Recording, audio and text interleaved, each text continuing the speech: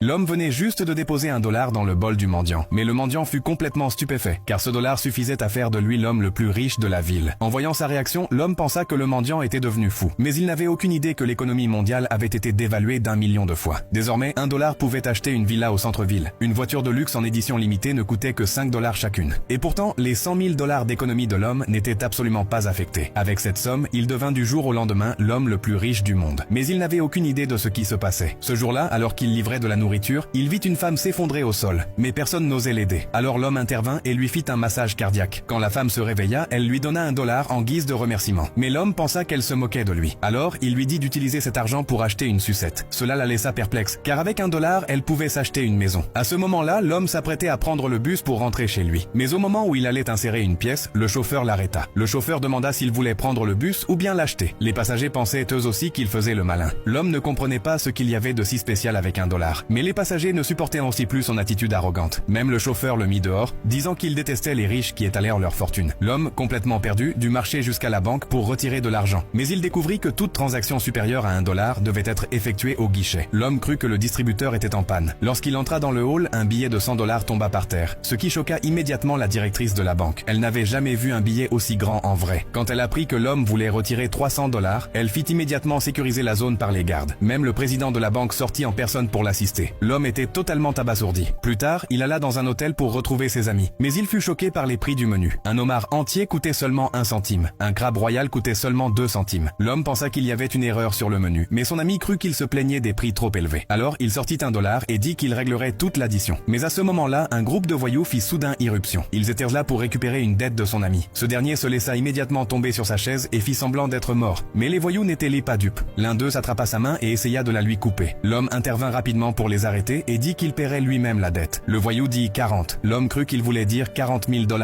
Il referma vite son portefeuille et tenta de fuir. Mais le voyou sortit un billet de $50 de son portefeuille et dit que son ami ne devait que $40. L'homme fut complètement choqué et lui dit de garder les 50. Cette fois, ce fut au tour du voyou d'être stupéfait. Ravi, il déchira l'IOU et décida de suivre l'homme à partir de ce moment-là.